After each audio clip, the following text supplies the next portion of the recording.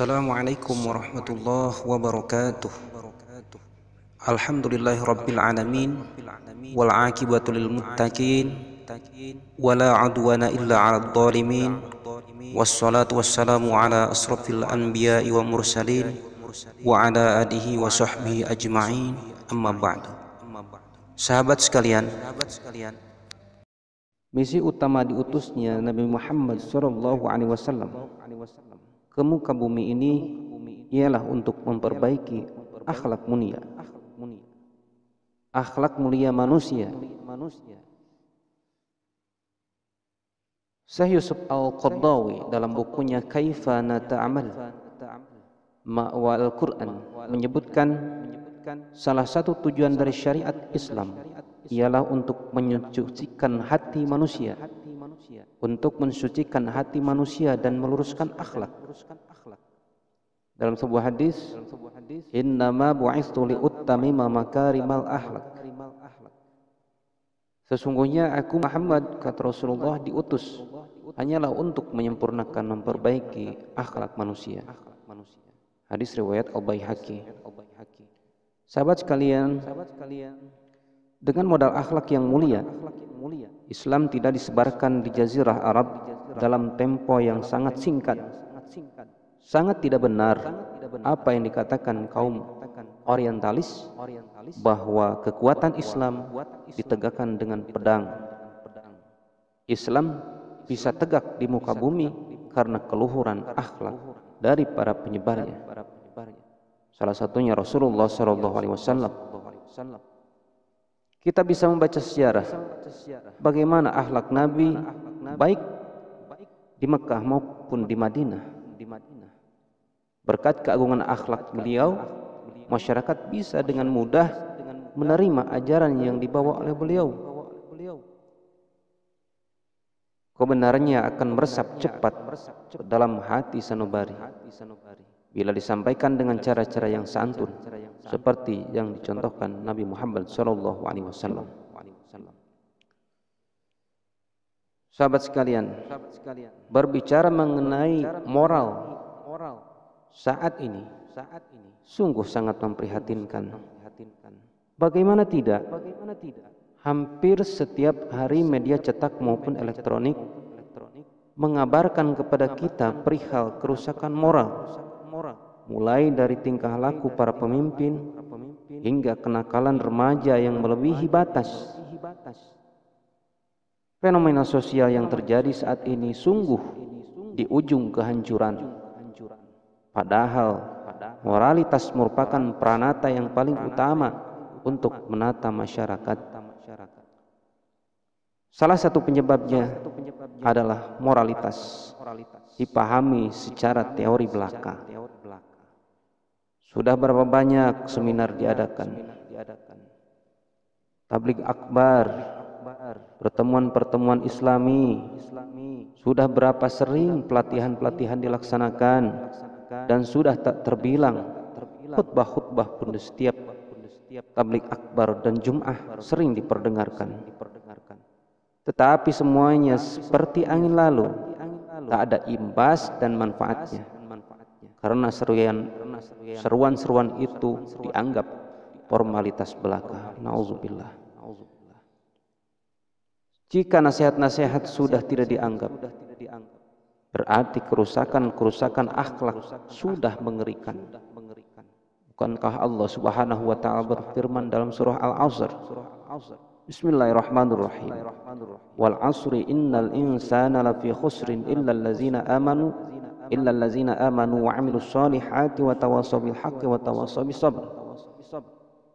Demi masa sesungguhnya manusia itu benar-benar dalam kerugian, kecuali orang-orang yang beriman dan mengerjakan amal soleh dan nasihat menasihati supaya mentaati kebenaran, dan nasihat menasihati supaya menepati kesabaran.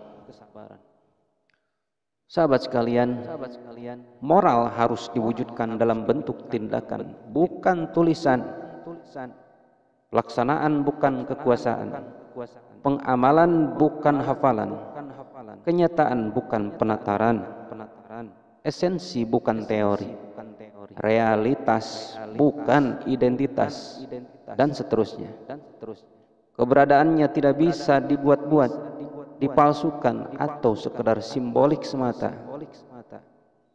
Canggihnya teori, banyaknya ajaran, tingginya jabatan, indahnya paras wajah dan melimpahnya harta benda tidak menjamin, tidak menjadi jaminan baiknya moral seseorang. Bisa jadi orang miskin lebih bermoral ketimbang mereka yang berduit, rakyat jelata lebih bermoral ketimbang para pejabat. Hadirin sekalian, sahabat, lalu apa yang harus kita lakukan untuk membangun moralitas di tengah era yang bebas seperti ini? Di antaranya adalah meneladani kepribadian Nabi Muhammad SAW.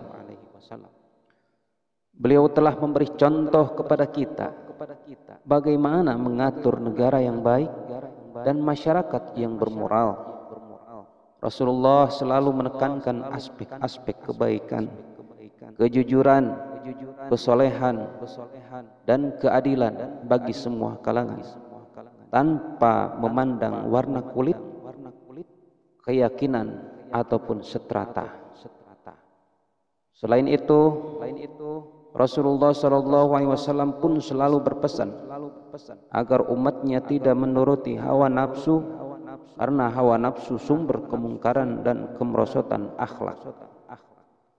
Orang akan mudah melakukan korupsi, menipu, dan kemungkaran sosial lainnya jika terlalu menuruti hawa nafsunya. Bahkan Rasulullah mengancam status umatnya tidak akan bisa mengendalikan hawa nafsu. Dalam sebuah hadis diriwayatkan dari Amr bin As, Rasulullah SAW berkata, "La yu'minu ahadukum hatta yakuna hawahu taba'an lima ji'tu bih." Tidaklah sempurna iman seorang di antara kalian sehingga hawa nafsunya mengikuti apa yang aku bawa, kata Rasulullah. Akhlak yang baik dimulai dari diri kita sendiri. Oleh karena itu, sahabat sekalian, kita kembangkan sikap empati, yakni menjunjung tinggi nilai-nilai moral, meningkatkan kepekaan terhadap orang lain, dan berusaha memahami sesuatu dari sudut pandang orang lain. Tumbuhkan hati nurani, yakni membangun moral seseorang, memberikan ajaran kebaikan kepadanya, dan membantu untuk membedakan mana yang benar dan mana yang salah.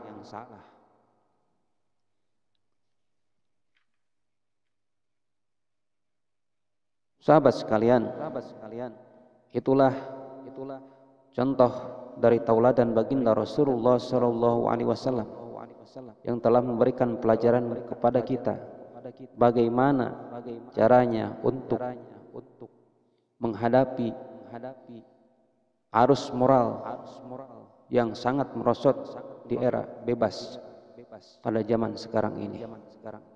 Itulah pesan-pesan Nabi kepada kita.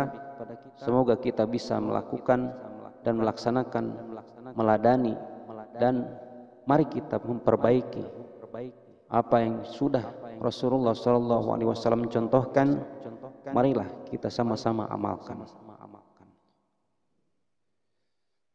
Sahabat sekalian, semoga kita sekalian menjadi umat Rasulullah SAW yang senantiasa mentaati segala perintah Allah dan menjauhi segala larangannya, dalam artian takwa dengan sebaik-baiknya takwa, dan menjadi umat Rasulullah yang terbaik, ummatan wahidah, dan menjadikan kita semua menjadi umat Rasulullah yang menjadi akuan Rasulullah dan mendapatkan syafaatul ujmanya di yaumul qiyamah kelak. Amin ya rabbal alamin. Sekian dan terima kasih pesan singkat, semoga bermanfaat. Wabillahi taufiq wal hidayah, wa'afu minkum. Wassalamualaikum warahmatullahi wabarakatuh.